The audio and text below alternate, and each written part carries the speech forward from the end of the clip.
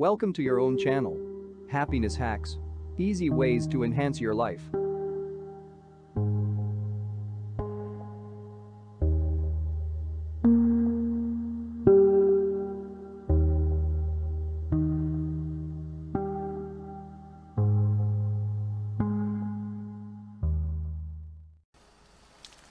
Chapter 3.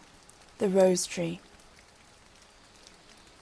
There was once upon a time a good man who had 2 children, a girl by a first wife, and a boy by the second.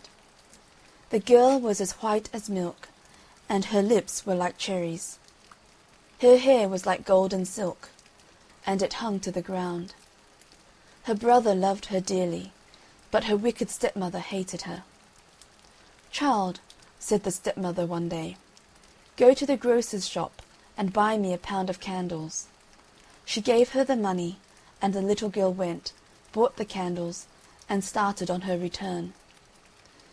There was a stile to cross. She put down the candles whilst she got over the stile. Up came a dog, and ran off with the candles. She went back to the grocer's, and she got a second bunch. She came to the stile, set down the candles, and proceeded to climb over.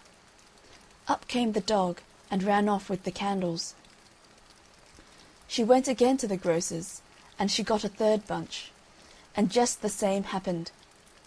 Then she came to her stepmother crying, for she had spent all the money, and had lost 3 bunches of candles. The stepmother was angry, but she pretended not to mind the loss.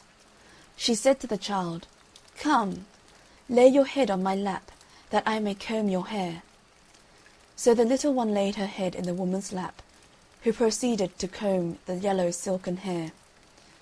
And when she combed, the hair fell over her knees, and rolled right down to the ground. Then the stepmother hated her more for the beauty of her hair.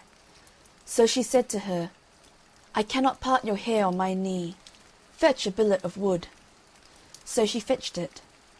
Then said the stepmother, "I cannot part your hair with a comb. Fetch me an axe." So she fetched it. "Now," said the wicked woman, "lay your head down on the billet whilst I part your hair." Well, she laid down her little golden head without fear, and whist, down came the axe, and it was off. So the mother wiped the axe, and laughed. Then she took the heart and liver of the little girl, and she stewed them, and brought them into the house for supper. The husband tasted them and shook his head. He said they tasted very strangely. She gave some to the little boy, but he would not eat. She tried to force him, but he refused, and ran out into the garden, and took up his little sister, and put her in a box, and buried the box under a rose tree. And every day he went to the tree and wept, till his tears ran down on the box. One day the rose tree flowered. It was spring, and there among the flowers was a white bird, and it sang and sang and sang like an angel out of heaven. Away it flew, and it went to a cobbler's shop, and perched itself on a tree hard by. And thus it sang: "My wicked mother slew me, my dear father ate me. My little brother whom I love sits below, and I sing above, stick, stock, stone dead." "Sing again that beautiful song," said the shoemaker, "if you will first give me those little red shoes you are making." The cobbler gave the shoes, and the bird sang the song, then flew to a tree in front of a watchmaker's, and sang: "My wicked mother slew me, my dear father ate me. My little brother whom I love sits below, and I sing above, stick, stock, stone dead." "Oh, the beautiful song! Sing it again, sweet bird," asked the watchmaker. "If you will give me first that gold watch and chain in your hand." The jeweller gave the watch and chain.